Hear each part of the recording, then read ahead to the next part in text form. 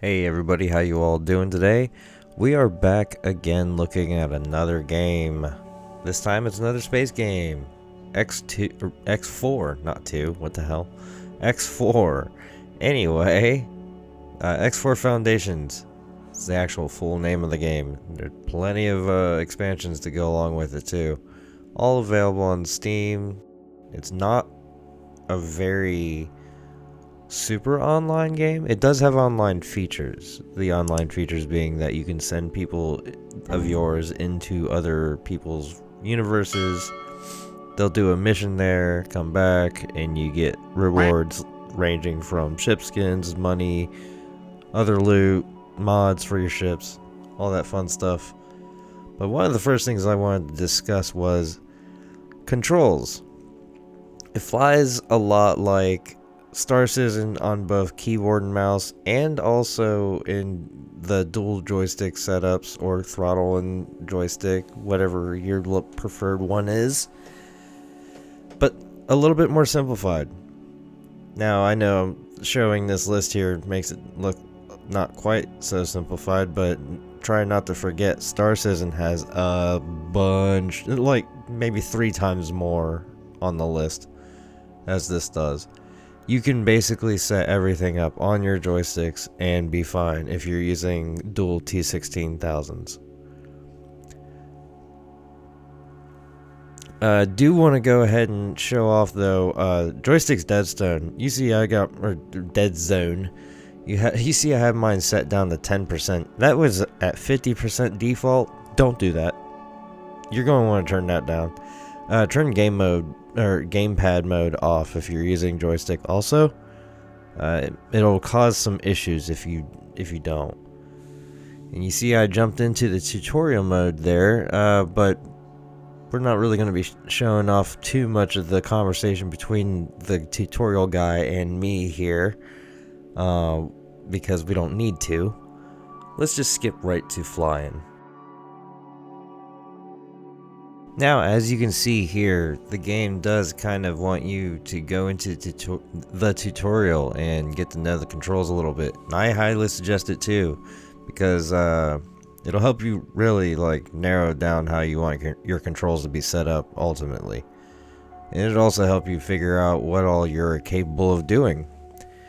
But aside from that, as you can see, it does have the relative steering that Star Citizen features with the mouse and keyboard, and you can actually easily switch back and forth between them using shift space, and then control space does another one too. There's actually a few of those little quick toggles back and forth that you can set up and use. You don't have to. They're very easy to do without doing. The game does actually pause when you hit escape. But we'll go ahead and fly out here, and as you can see, we're flying around. This ship's not exactly the fastest ship the game has to offer. It's one of the starter ships. It's actually, I think, even below it. Actually, no, it's not below starter ship. It is a Quasar Vanguard, I believe. This thing has, I think, technically has 4 hard points for guns, but we're getting ahead of ourselves. There's a couple different ways to look around your ship. You are able to do that, and you are able to actually zoom in and out while you're in the free camera. We'll go ahead and start flying from point to point here. There is adaptive steering in the game if you want to use that, which will also kind of implement a little bit of an auto roll, which I hate auto roll. I hate all of the automatic functions, so I turn all of the automatic functions off. Maybe I should leave some of them on, considering I wreck into things every now and then, but I don't think that actually helps me. I think it would actually make it worse. A couple of fun little things that you can do in the game with your flight. There is one thing that you can do that is really fun. It's where you can kind of drift. Here, let's go ahead and show off some of that. So what you're going to want to do is obviously get your travel mode going, so you gain your speed up. Get some speed going pretty good until you're, up there. Then you turn off your flight assist. which basically is going to be just like your decoupled. Turn off decoupled, or well, decouple, and then you're all of a sudden you're moving in one direction really fast and able to kind of turn around wherever you want to. And then you reactivate flight assist, and now you're going in that direction. Really effective for if you want to drift into like a jump gate or something. It's actually kind of a lot of fun to do that. Another way to travel, and my preferred way to travel, my absolute love, I love this. Autopilot. Yes, autopilot. Yes, give me the wonderful ability to just sit back, kick back, and relax and not do a damn thing until I get to the part of the game that I want to play. It does come with its drawbacks. While it will dodge things like rocks and other ships, collision is a thing in this game, and autopilot is not always the best at avoiding it. So, while it has improved a bit over the years, because this game isn't exactly new, it came out a few years ago, and when it first came out, autopilot was suicide. But when it's out, or the way it is now, it's not quite suicide. Almost. Let's just say you're rolling the dice and it's a fun game to play. I actually really enjoy it. I'm not even mad when it kills me. In fact, I haven't even really had it kill me except for like one time. And it was actually really funny when it happened. Alright, let's go ahead and talk a little bit about combat. Everybody's favorite part. Just gonna warn you. If you want to get into combat, be ready. And get good. Because it's not forgiving. At all. The Xenon, they'll mess you up, bro. They're not kidding at all. You'll get like 1 or 2 kills and feel real good about yourself. You see all that? Those are missiles. They'll come after you. And they will mess you up. They'll just drain those shields right down. Oh yeah, that's another thing. Anytime you use boost, that's draining your shield power. So if you boost yourself out just to get to something, the first shots that thing is hitting you with is hitting your hull, not your shield. So don't use your shield power to boost into battle. I don't want to go too far into like what kind of weapons are good and which weapons are bad. That's for videos down the line. Maybe just kind of for you to learn on your own, because really it's all about personal preference. But I will say this about combat, it's a lot of fun, even though I'm about to die.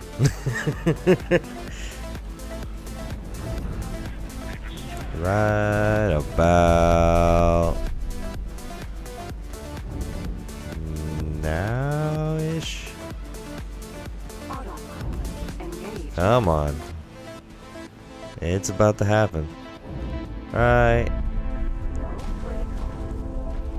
there. One of the last things we'll go ahead and talk about is actually going to more so do with traveling from location to location. If you get a mission for something and you don't already have the location of that mission like in your repertoire, if you haven't been there yet, then you will probably have a hard time finding it. You just kind of, if you don't know where something is, you're just gonna have to explore. Follow the highways, you'll see them. They're pretty cool. They kind of get you going from point A to point B real fast. And they also kind of take you alongside things that are important, like mission targets. Or, well, areas where mission targets will be. And then once you get into the area, then all of a sudden your autopilot will kick in and it's like, oh, okay, now I know where I'm going. But if you ever hit your autopilot and it doesn't work, like it doesn't actually just go and it just deactivates right away, that means you haven't been there yet, and you'll just have to find it. That's one of the hardest parts about the game, is actually finding your way. And kind of deciding what you want to do. A lot of the things that pay the most are not combat. but combat pays a lot also. And now on to the space sim porn. I know, this is what you all want. You want to look at spaceships. But yeah. So the game does have a very wide array of spaceships that you can purchase with in-game credits and outfit. There are various different ways to edit the loadouts. You can do it manually completely by clicking on a spot that you want to edit. Go over to the corresponding category and then select the part, or you can actually just go with a couple of preset loadouts.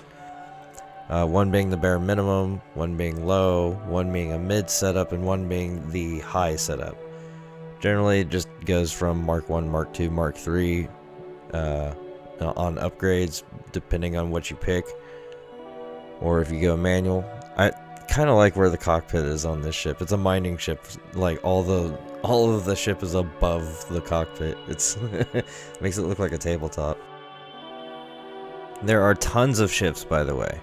We got small, we got medium, we got large, we got capital class ships. I mean, everything. All the way up. And you can buy them all. And you can have them all at once. And have pilots in all of them at once. And have them all doing things for you all at once. It's wonderful. And then you can teleport from ship to ship at a certain point too. It's awesome.